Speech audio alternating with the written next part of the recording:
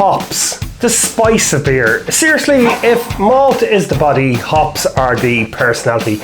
They're the reason one beer tastes clean and crisp, another tastes like grapefruit juice, and then yet the next tastes like you've just licked a pine tree, but in a good way. And today we're diving into hops properly, not just what they are, but why they matter, how they work, why brewers actually use them, and why a little green cone has caused more arguments on brewing forums than mash temperatures ever will. Guys, this episode is part of the Beyond the Beard series, a series I'm building for anyone who's ever brewed a beer and thought, right, I want to actually understand what I'm doing now. It's an amateur guide to all grain homebrewing, and I mean that in the best possible way. Not dumbed down, not over technical, not aimed at professionals, but real practical brewing knowledge. Explained clearly, honestly, and without the fluff. Each episode in the series focuses on one core ingredient or process.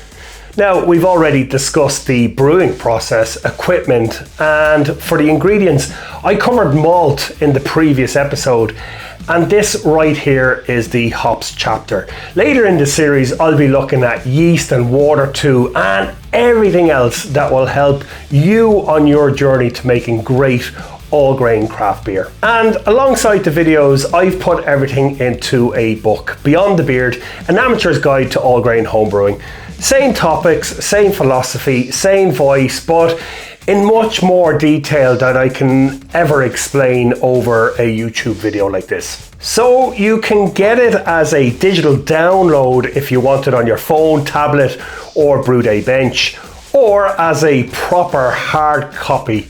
If you're like me and you want something you can flick through, mark up, spill beer on, and keep it beside the kettle, then this is what you want. Guys, this isn't a recipe book. It's not a do this, don't do that manual.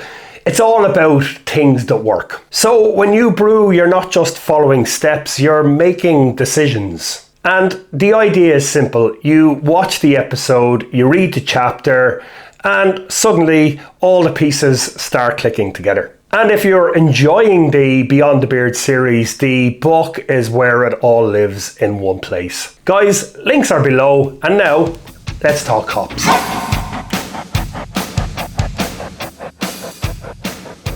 You see, hops weren't always the star of the show. In fact, beer existed long before hops were ever added to it.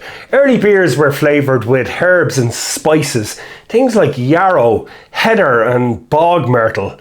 Sounds romantic, tasted absolutely feral. Hops changed everything. When brewers realised hops could preserve beer, balance sweetness and survive long journeys, that was the turning point. Beer could now travel, and that's where the story of the IPA really begins. British brewers were shipping beer to India. Long voyages, heat, time, oxygen, all the enemies of beer. So they loaded the beer with hops. Now, not to make it bitter or aromatic, but to make it last those long journeys. And somewhere along the way, drinkers realised this actually tastes great. Then fast forward a couple of centuries and hops have gone from a background ingredient to headline act, especially in IPAs, pale ales and modern craft beer.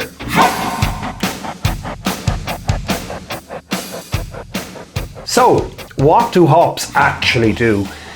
At their core, hops do three things. They add bitterness, they add aroma, and they add flavour. Inside every hop cone are tiny yellow glands called lupulin, and that's where the magic lives. Alpha acids for bitterness, oils for aroma, and a whole mess of compounds that brewers obsess over far too much, myself included. When hops hit boiling wort, bitterness is created. When they hit cooler wort or finished beer, aroma explodes. Same hop, totally different result, and that's where timing comes in.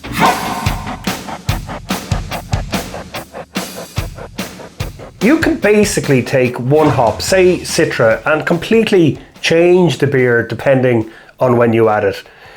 Early in the boil, hops are all about bitterness. Late in the boil, they're all about flavour. After fermentation, it's all about aroma. And here's where IBUs come in. IBUs measure bitterness, but they don't tell the whole story. A 60 IBU stout might taste smoother than a 40 IBU IPA. Malt, yeast, water, that all matters as well. And bitterness itself isn't equal. Some hops give a sharp bitterness, others a softer one, and that's down to compounds like cohumulone. You don't need to memorize the chemistry, just know this.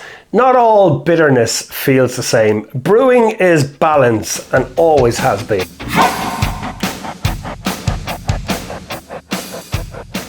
Now, hops don't just come one way. We've whole hops, pellet hops, cryo, extract hops and hop oils. Whole hops are hops in their purest state. Dried hops come straight from the vine. Now they're beautiful to handle and give a soft, rounded bitterness. But they're also bulky. They absorb a lot of wort and they degrade faster when exposed to oxygen. Pellet hops are the workhorse. Easy to store, easy to use, they're reliable.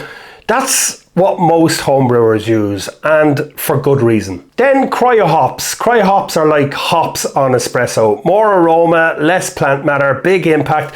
The result is a concentrated hop product, roughly twice as potent as standard petals with minimal vegetal flavour. Extract hops are all about control, clean bitterness, no mess, very precise, very popular with commercial brewers because they're clean, stable and consistent. Now they deliver precise bitterness without adding extra plant matter, which means higher yield and longer shelf life. You'd usually see them measured by the millimeter rather than the gram. And they're not about romance or aroma, they're about control. And oils, that's hop perfume. Powerful stuff. Great when used carefully, terrifying when not. Brewers use them to fine-tune hop character or to compensate for volatile losses during packaging.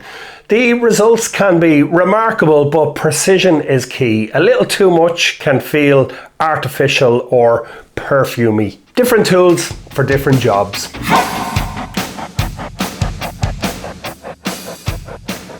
One of the coolest things about hops is where they're grown. American hops are bold, loud, citrus, pine, tropical fruit. New Zealand hops are vibrant, lime, white wine, gooseberry. And Australian hops, sunshine in pellet form. German hops are elegant, herbal, refined. UK hops are earthy, subtle and criminally underrated. Same plant, different land, total different character. Now here's something that catches a lot of brewers out.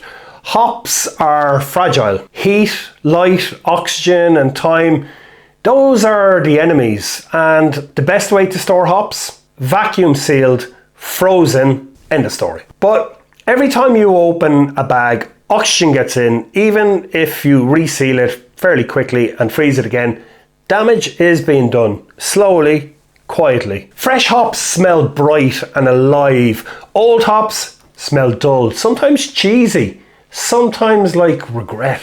If your hops smell wrong, your beer will taste wrong. Simple as that. Cold is gold. Sing it for me. Cold is gold. I'm often asked about hop burn. If you've ever had a young, hazy IPA that felt like it was attacking your throat, you've experienced hop burn. Hop burn isn't a flaw exactly, it's raw hop intensity. Those hop particles, oils, yeast still in suspension, everything that hasn't settled out. Now, some people love it, including myself. It feels electric, aggressive, fresh. But give that beer a week or two and it usually softens beautifully. Hop burn fades, balance remains.